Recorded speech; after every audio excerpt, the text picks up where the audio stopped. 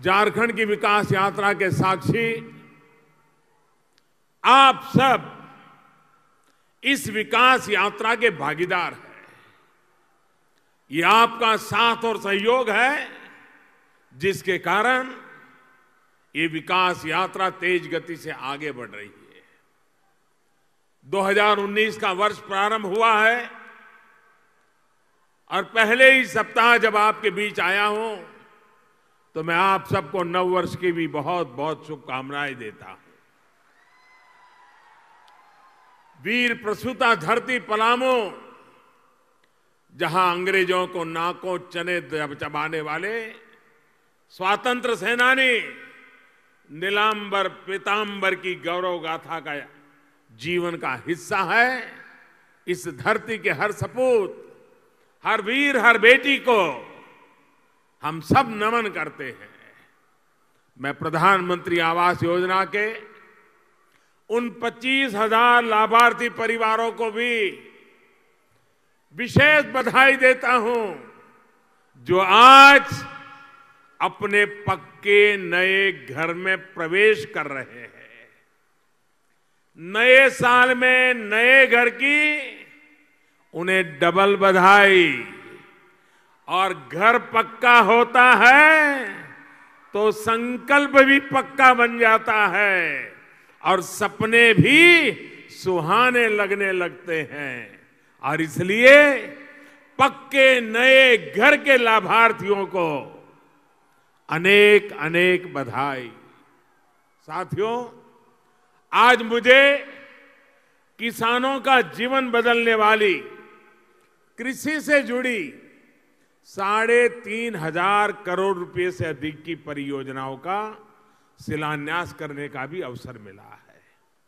आज जिन सिंचाई परियोजनाओं पर काम शुरू हुआ है वो किसान की आय को दोगुना करने के हमारे प्रयास का अहम हिस्सा है। सिंचाई पर खर्च कम हो तो लागत अपने आप कम हो जाती है। लिहाजा देश में सिंचाई की पारंपरिक व्यवस्था से लेकर नई तकनीक को किसानों तक पहुंचाया जा रहा है। करीब 1,200 करोड़ रुपए की सोन कन्हर पाइपलाइन सिंचाई योजना से यहां के 14,000 हेक्टेयर से ज्यादा भूमि की सिंचाई हो सकेगी। साथ ही इस क्षेत्र के 3 लाख से ज्यादा लोगों को पीने का पानी भी उपलब्ध होगा। इस परियोजना के तहत 25 किलोमीटर से अधिक लंबाई का पाइप जमीन के भीतर बिछाया जाएगा। यानी जमीन पर खेती भी होती रहेगी और सिंचाई की सुविधा भी रहेगी। साथियों, किसानों को सशक्त करने के लिए जिन योजनाओं पर काम होना चाहिए था उनको लेकर पहले की सरकारों का क्या रवैया रहा उसकी गवाही यहां की उत्तर कोयल परियोजना दे रही है। ये मंडल डैम प्रोजेक्ट उसकी गवाही है। सोचिए, 47 साल यानी आधी सदी ये परियोजना खंडहर के रूप में एक अधूरी लटकी पड़ी है। 1972 में इसकी फाइलें चली थी और फिर अटकती रही, लटकती रही, भटकती रही। पिछले 25 साल से इस परियोजना का काम एक तरफ से ठप ही पड़ा हुआ था। आप मुझे बताइए कि क्या किसी बांध परियोजना को पूरा होने में आधी शताब्दी लगनी चाहिए? क्या यह सूखा प्रभावित क्षेत्र में किसानों के साथ की गई एक आपराधिक लापरवाही है कि नहीं है? साथियों, ये योजना किसानों के साथ ठगी के साथ ही देश के ईमानदार करदाताओं के साथ बेईमानी का भी सबूत है। जिस परियोजना को 30 करोड़ रुपए सिर्फ 30 करोड़ रुपए में पूरा होना था, वो अब करीब 2400 करोड़ रुपए में पूरी होगी। यानी करीब करीब 80 गुना ज्यादा कीमत अब देश के करदाताओं को इस पूरी योजना के लिए चुकानी होगी। आप मुझे बताइए, जिन्होंने ऐसा किया है वो समाज के गुनहगार है कि नहीं है? वो किसानों के गुनहगार है कि नहीं है? वे आपके गुनहगार है कि नहीं है?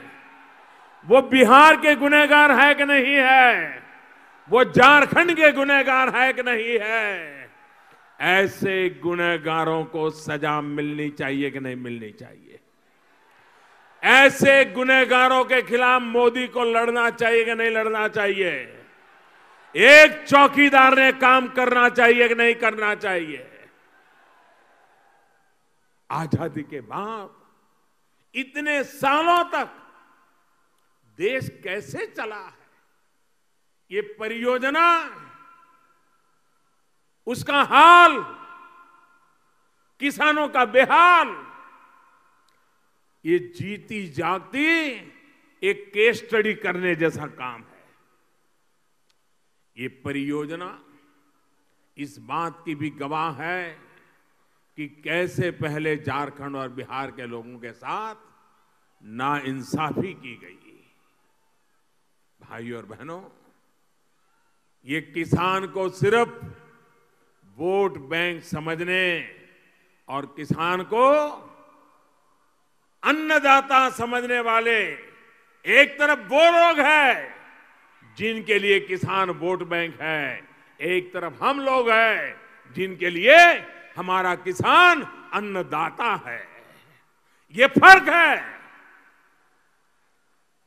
जो पहले थे उन्होंने किसान को वोट बैंक समझा, और आज हम हैं जो आपको अन्नदाता मानकर आपकी खेती में आने वाली हर मुश्किलें दूर करने का ईमानदारी से प्रयास कर रहे हैं। साथियों, आज कुछ लोग इस अवसर को इस रूप में देखेंगे कि आज इतने सालों से लटका हुआ एक काम आगे बढ़ रहा है। ये बात इतनी छोटी नहीं है। आप विचार कीजिए, जब संयुक्त बिहार था, झारखंड नहीं बना था, एक ही सरकार पटना में बैठती थी, अगर थोड़ी सी संवेदनशीलता किसानों के प्रति होती, यहां के लोगों की मुसीबत का थोड़ा सा भी ज्ञान होता, तो एक संयुक्त सरकार रहते हुए ये काम इतने दिनों तक लटका नहीं होता और 30 करोड़ का 2400 करोड़ तक मामला नहीं पहुंचता। दूसरी बात, आज हिंदुस्तान में पानी को लेकर के अड़ोस पड़ोस के राज्यों के बीच ऐसी लड़ाई चल रही है, सुप्रीम कोर्ट में मामले पड़े हुए हैं, पानी बह रहा है, समंदर में जा रहा है, लेकिन अपने राजनीतिक कारणों से लड़ाइयां लड़ी जा रही है। आज की यह घटना विशेष रूप से देश को नोटिस करनी होगी। मैं बिहार के मुख्यमंत्री मेरे मित्र नीतीश कुमार जी को बधाई देता हूं। मैं झारखंड के मेरे साथी मुख्यमंत्री रघुवर दास जी को बधाई देता हूं कि दोनों सरकारों ने मिलकर के दोनों राज्यों से जुड़ा हुआ इस प्रोजेक्ट को उन्होंने संपन्न करने की दिशा में समझदारी पूर्वक कदम उठाए। मैं बिहार से आए हुए हमारे सांसदों का अभिनंदन करता हूं। मैं झारखंड के मेरे सांसदों का अभिनंदन करता हूं। दोनों राज्यों ने, सांसदों ने मिलकर के जब भी मेरे पास आए, झारखंड और बिहार के दोनों दिशा के साथ साथ साथ में आए और ये समस्या इस राज्य की उस राज्य की नहीं, हमारे देश के किसानों की है, उनको लाभ मिलना चाहिए मिलजुल करके। और मैं इन सभी एमपीज को बधाई देता हूं, इस एक मुद्दे को लेकर के वो कभी चैन से बैठे नहीं है, चैन से सोए नहीं है, आपके लिए ये दिन रात दौड़ते रहे हैं और मुझे भी दौड़ाते रहे। और इसलिए मैं इन सांसदों का आज विशेष रूप से अभिनंदन करता हूं। और इसलिए आज ये डैम बन रहा है, उसके साथ साथ भारत के फेडरलिज्म को एक नई ताकत देने का काम बिहार और झारखंड दोनों सरकारों ने मिलकर के किया है। ये मेरे लिए विशेष गर्व की बात है, आनंद की बात है। और देश के अन्य राज्यों के लिए भी इसमें से बहुत कुछ सीखने का है। और इसलिए मैं विशेष रूप से सांसदों को, दोनों सरकारों को, दोनों मुख्यमंत्रियों को हृदयपूर्वक बहुत बहुत बधाई देता हूं। साथियों, आज कुछ लोग देश के किसानों को कर्ज माफी के नाम पर बहला रहे हैं, किसानों से झूठ बोल रहे हैं। मुझे पता है कि उन्होंने कभी उत्तर कोयल परियोजना का नाम तक नहीं सुना होगा। उनको तो ये भी पता नहीं चलेगा ये कोयल पंखी का नाम है कि डैम का नाम है कि नदी का नाम है, कुछ पता नहीं होगा। जब उनकी सरकार केंद्र में थी तो ऐसे लोगों ने कभी परवाह ही नहीं की कि देश में जो सिंचाई परियोजनाएं वर्षों से अटकी हैं, अधूरी हैं, उन्हें पूरा किया जाए। आप मुझे बताइए, ये करीब करीब आधी शताब्दी से लटका हुआ प्रोजेक्ट ये समय पर पूरा हुआ होता तो इस क्षेत्र का किसान कभी कर्जदार बना होता क्या? बना होता क्या? उसको कर्ज लेना पड़ता क्या? वो कर्ज में डूबता क्या? उसको पहले आपने कर्ज करने के लिए मजबूर कर दिया, उसका जीना बिना कर्ज असंभव कर दिया, और अब राजनीति करने के लिए निकल पड़े हैं। अच्छा होता अगर किसानों के थोड़ी सी भी संवेदना होती, ऐसे सारे काम पूरे कर दिए होते तो मेरा किसान कभी कर्ज के बोझ में डूबा नहीं होता। अरे वो तो दुनिया को कर्ज देने की ताकत वाला बन गया होता। भाई और बहनों, जब हमारी सरकार आई तो किसान के खेत में पानी पहुंचाने का बीड़ा हमने उठाया।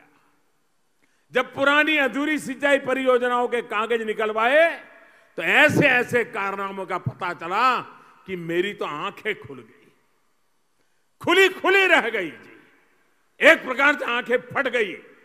ऐसा काम करके गए।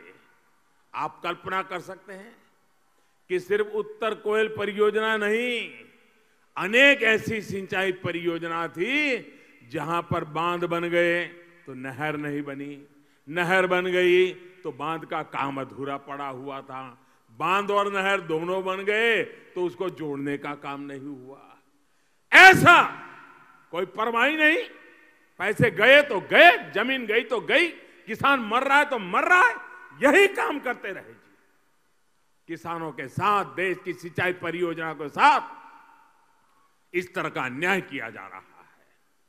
मैंने देश भर की ऐसी बड़ी परियोजनाओं की लिस्ट बनवाई, बजट में पैसों का इंतजाम किया और फिर शुरू की प्रधानमंत्री सिंचाई परियोजना। आज इस परियोजना की वजह से देश की उन 99 बड़ी परियोजनाओं को पूरा किया जा रहा है जो 30-40 साल से अटकी पड़ी थी। फाइलें भी खो गई थी। साथियों, आप जानते हैं हम इस पर कितनी राशि खर्च कर रहे हैं? मैं आपको बताता हूं, करीब करीब 90,000 करोड़ रुपया, यानी एक प्रकार से 1,00,000 करोड़ रुपया। ये है हमारा काम करने का तरीका। भाइयों और बहनों, अगर मुझे राजनीति करनी होती, अगर मुझे किसानों को वोट बैंक का हिस्सा ही बना के रखना होता, तो मेरे लिए तो बहुत सरल था। ये 1,00,000 करोड़ रुपए की इतनी सारी योजनाओं के पीछे मेहनत करने की क्या जरूरत थी? दिन रात पूछताछ करने की क्या जरूरत थी? बाबुओं को दौड़ाने की क्या जरूरत थी? सीधा साधा 1,00,000 करोड़ रुपया किसानों को कर्ज माफी कर करके बस बांट देता। लेकिन मैंने किसानों को गुमराह करने वाला रास्ता नहीं चुना, पाप नहीं किया। कर्ज माफी तो एक पीढ़ी की हो जाती, एक साल की हो जाती, लेकिन 1,00,000 करोड़ से जो पानी आएगा वो आने वाली सदियों तक लोगों का भला करेगा। किसान की 5-5, 25-25 पीढ़ी का भला करेगा। वो कभी कर्जदार न बने, ये ताकत उसको मिलने का काम हमने किया। हमने वो वोट बैंक की राजनीति नहीं की, हमने मेरे किसान को मजबूत करने का काम किया है। और इसलिए भाइयों बहनों, ये चुनाव जीतने के खेल जो चल रहे हैं, उसी खेल का परिणाम है कि उन्होंने किसान को कर्जदार बना के रखा है। उन्होंने नौजवान को याचक बना के रखा हुआ है। उन्होंने माता बहनों को असुरक्षित बना करके रखा हुआ है। उन्होंने सारी चीजें लोग सरकार के भरोसे जिए, ऐसी व्यवस्था बना करके रखी है। उस व्यवस्था को बदलने के लिए मैं कोशिश कर रहा हूं। देश सरकार से नहीं, देश देशवासियों से चलना चाहिए। देश हम लोगों से नहीं, आपके लिए होना चाहिए। आपकी ताकत के भरोसे चलना चाहिए। इस इरादे से हम काम कर रहे हैं। भाइयों बहनों, सरकार के निरंतर प्रयास का वजह से आज अनेक योजनाएं पूरी हो चुकी है। और मैं देख रहा हूं बहुत से प्रोजेक्ट आखिरी चरण में पहुंच गए हैं। और आखिरी चरण में है इसी बात को लेकर के, ये पहले की सरकारों जो किसानों को वोट बैंक समझने वाले हो, और हमारी सरकार किसानों को अन्नदाता समझती है, इसका सीधा सीधा फर्क है। आपको ये फर्क ये टीवी के एयर कंडीशन रूम में बैठे हुए लोगों से कभी पता नहीं चलेगा, अखबार की सुर्खियों में नहीं पता चलेगा। और इसलिए भाइयों बहनों, देश के उज्जवल भविष्य के लिए किसान को ताकतवर बनाना, इस राग पर चलना है। और हमने सिर्फ और सिर्फ अपने कर्म और अपने कर्तव्य, किसानों की सेवा करना, देश की सेवा करना, यह हमारा धर्म मान करके काम कर रहे हैं।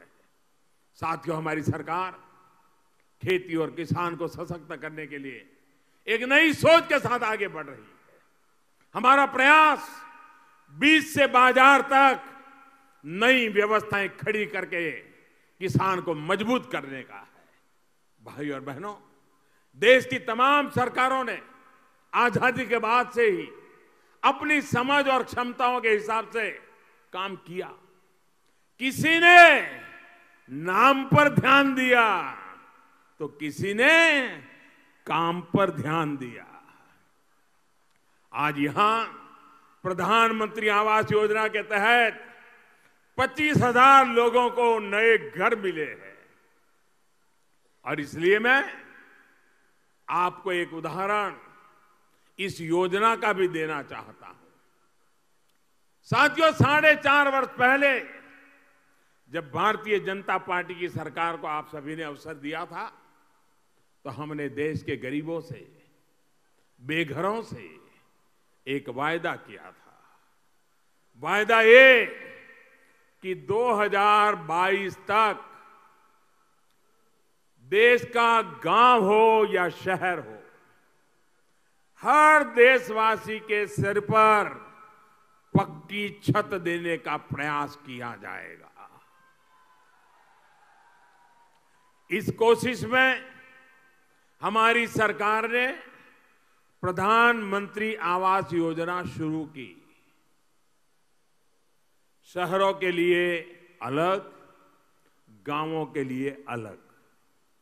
जब हमने इस योजना को शुरू किया तो फिर ये सवाल उठाया गया कि ऐसी योजना तो पहले भी थी, आप अलग क्या करेंगे, कैसे करेंगे? आप तो सिर्फ नाम बदल रहे हैं।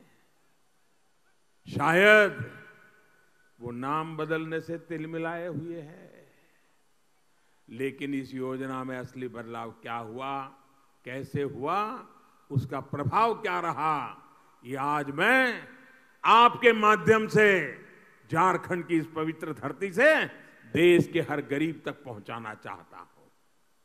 भाई और बहनों, हमारे देश में गरीबों को घर देने के लिए योजना पहले भी चलती थी, लेकिन वो किसी परिवार के नाम से योजना चलती थी, उसमें घर की चिंता कम होती थी, परिवार का नाम बनाए रखने की चिंता होती थी। हमने आकर के बदलाव किया। हमने नरेंद्र मोदी आवास योजना नहीं बनाई, हमने नमो आवास योजना नहीं बनाई, हमने रघुवर दास आवास योजना नहीं बनाई। हमने सिंपल सी बात बता दी, ये प्रधानमंत्री आवास योजना होगी। जब भी जो प्रधानमंत्री आएगा वो उसको आगे बढ़ाएगा। नाम का झगड़ा नाम के लिए नहीं, काम होना चाहिए, ये कोशिश। मैं जानना चाहता हूं, यहां किसी को याद नहीं होगा कि पहले जिस बड़े बड़े नेताओं के नाम पर योजनाएं चलती थी वो घर है कहां? कागज पे नजर आएंगे, धरती पर नजर नहीं आएंगे। ये रुपये कहां गए? कहां गए वो लोग? कहां गए वो घर? कहां गए वो पैसे? यही खेल चलता रहा भाइयों बहनों। पहले की योजना में क्या क्या होता था? जब तक उनके खासदारों को, उनके आसपास के चेले चपाटों को दक्षिणा नहीं देते, तब तक आपका नाम भी तय नहीं होता था। साथियों, देश में पहले जो आवास योजना थी उसमें किसे घर मिलेगा, कैसे मिलेगा, इसकी चयन प्रक्रिया में बहुत बड़े बड़े खेल हुआ करते थे, दलाली हुआ करती थी। मैं सार्वजनिक रूप से पूछ रहा हूं, ये जो मुझे सर्टिफिकेट दिखा रहे थे 25,000 लोगों को घर मिला, ऐसे लोग बैठे हैं। मैं आपसे पूछना चाहता हूं, क्या प्रधानमंत्री आवास योजना पाने के लिए आपको किसी को रिश्वत देनी पड़ी है? जोरों से बताइए, वो सर्टिफिकेट ऊपर करके बताइए, मुझे देनी पड़ी है? किसी को पैसे देने पड़े हैं? किसी ने आपसे पैसे मांगे हैं? मैं देश भर के लोगों को कहना चाहता हूं, दलालों को हमारे यहां कोई जगह नहीं है, बिचौलियों को कोई जगह नहीं है। और इसलिए गरीब के खाते में सीधे बैंक से पैसे जमा करा रहे हैं। नाम तय करने में भी हमने वैज्ञानिक तरीका अपनाया है। 2011 की जनगणना के आधार पर, और पहले तो बीपीएल लिस्ट, और वो भी बदलता रहता था। लोग शिकायतें करते रहते थे कि मेरा नाम नहीं है। पहले था, लेकिन अब कट गया है। वो कटता इसलिए था, वो बिचौलिए के जेब में कुछ डालता नहीं था। प्रधानमंत्री आवास योजना में हमने सबसे पहले इसी अव्यवस्था को सुधारा। अब गांवों में किसे घर मिलेगा, ये 2011 में जो जनगणना हुई थी उसके आधार पर ग्राम सभाओं द्वारा तय किया जाता है। इतना ही नहीं, अगर किसी वजह से किसी का नाम उस लिस्ट में नहीं है या किसी को कोई शिकायत है तो उसे भी अपील करने का पूरा मौका दिया जाता है। घर आवंटन में पारदर्शिता और ज्यादा बढ़ाने के लिए हमारी सरकार ने यह भी तय किया कि जिन जिन को घर दिया जाना है उनकी लिस्ट को ग्राम पंचायतों की दीवारों पर लगाया जाए। पूरे गांव को पता होना चाहिए कि ये लोग हकदार है और उनको घर मिलने वाला है। यानी हर स्तर पर हमारे प्रयास रहा कि गरीबों को घर मिले, जबकि पहले हर स्तर पर प्रयास होता था कि गरीबों का नाम कटे, लिस्ट से नाम निकले और दलालों की जेब भरती रहे, यही कारोबार होता रहता था। भाइयों और बहनों, पुरानी योजना से अलग एक और महत्वपूर्ण कार्य हमने किया। आज जिन्हें घर मिले हैं वो भी इसके गवाह हैं कि अब पहले लाभार्थी का ऑनलाइन रजिस्ट्रेशन होता है और फिर उसके बैंक खाते का सत्यापन किया जाता है। ये भी इसलिए किया जाता है ताकि लाभार्थी के खाते में सीधे पैसे ट्रांसफर करने में कोई दिक्कत ना आए। भाइयों और बहनों, पहले की योजना में स्थिति ये रहती थी कि अलग अलग स्तर पर अलग अलग बैंक खाते होते थे जहां से लाभार्थियों को पैसे रिलीज किए जाते थे। इस वजह से अक्सर उनका पैसा अटक जाता था। अब हमने राज्य स्तर पर सिर्फ एक खाता बना दिया है जहां से सारे लाभार्थियों को पैसे ट्रांसफर किए जाते हैं। यानी घर पाने वालों की एक और दिक्कत को दूर करने का हमने प्रयास किया। अब आते हैं घर निर्माण की मॉनिटरिंग पर। पहले की योजना में किस तरह के घर बनते थे आपने भी देखा होगा। उनकी ऐसी बुरी हालत रहती थी कि लोग घर मिलने के बाद भी उसमें जाने के लिए तैयार नहीं होते थे। ये स्थिति इसलिए थी क्योंकि पहले की योजनाओं में मॉनिटरिंग की का कोई उचित तरीका ही नहीं था। प्रधानमंत्री आवास योजना के तहत बनने वाले घरों की क्वालिटी पर नजर रखने के लिए हमने नई व्यवस्था विकसित की। अब जो घर बनते हैं उनमें निर्माण के दौरान 3 अलग अलग स्तरों पर फोटो ली जाती है, उसकी जियो टैगिंग की जाती है, यानी किस तारीख को फोटो ली, कहां पर ली, ये सारी जानकारी सही तरीके से जमा की जाती है। इतना ही नहीं, सरकार ने जो व्यवस्था बनाई है उसमें ये भी इंतजाम किया है कि इन फोटो को कोई भी देख सकता है।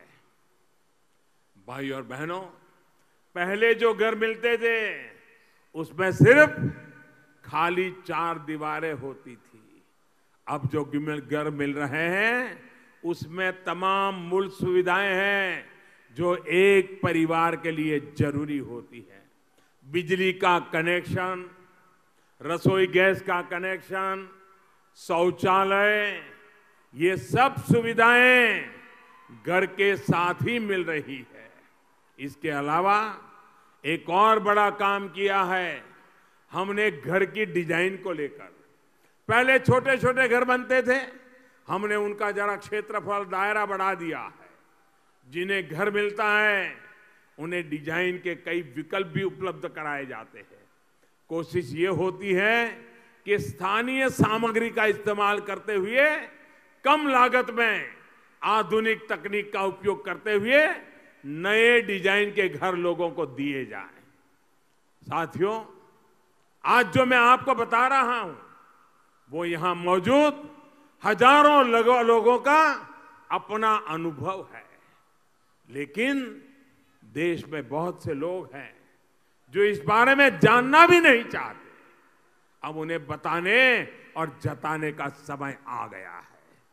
आज जो लोग मुझ पर कीचड़ उछाल रहे हैं, जब वो सरकार में थे तो उन्होंने अपने 5 साल में गरीबों के लिए 5 साल में, जरा याद रखोगे आंकड़ा मैं बताता हूं, याद रखोगे?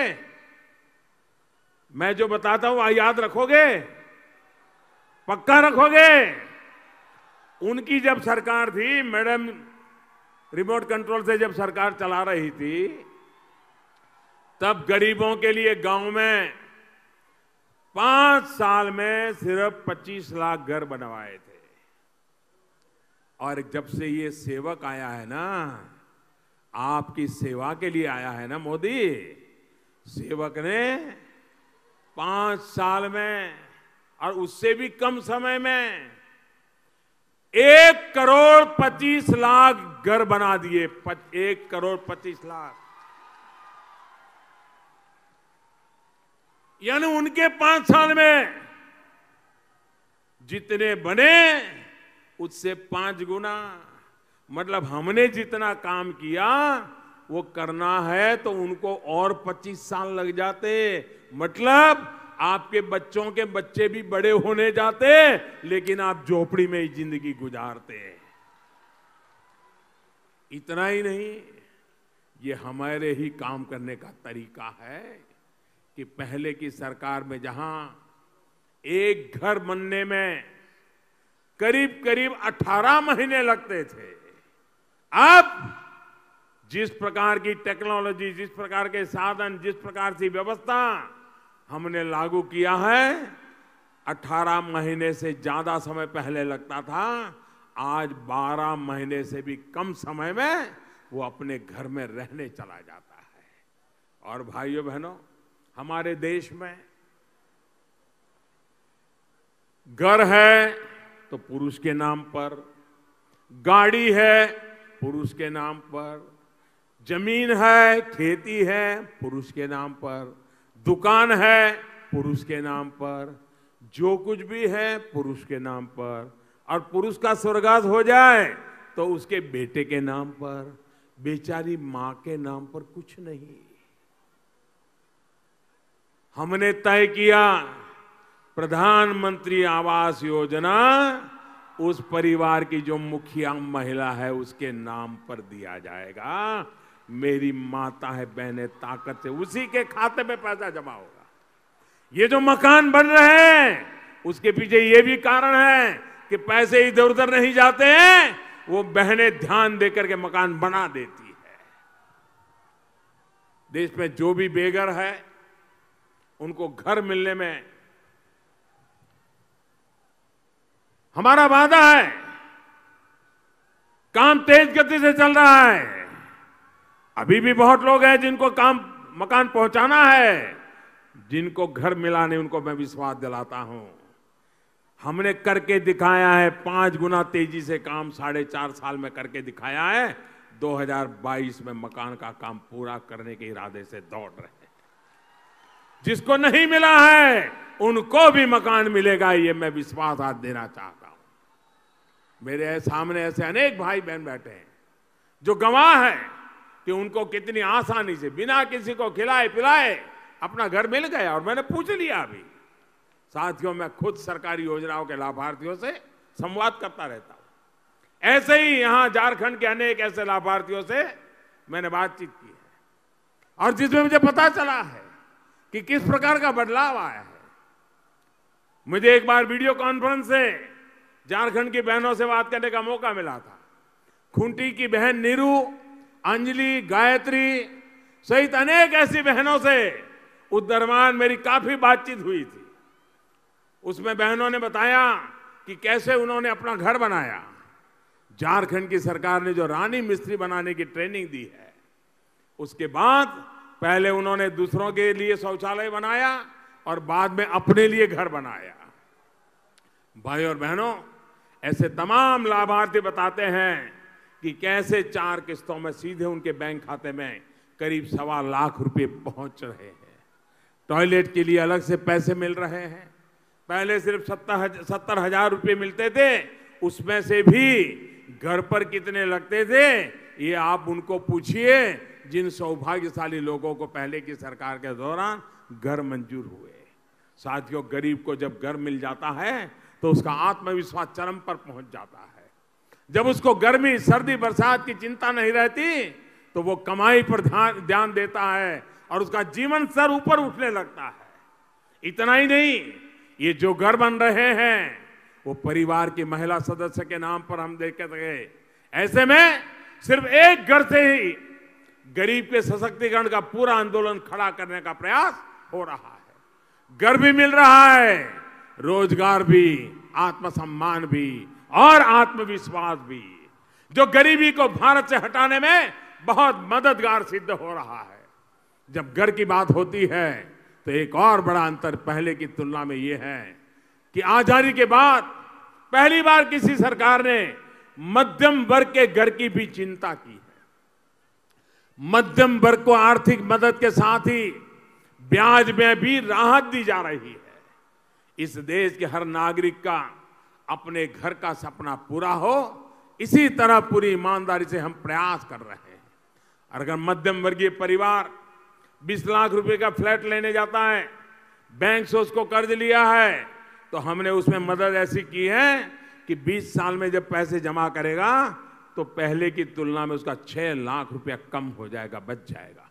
ये काम मध्यम वर्गीय परिवारों के लिए हमने किया है। 20 लाख रुपया भरते भरते उसका 6 लाख रुपया बचाने का काम ब्याज कम करके हमने किया है।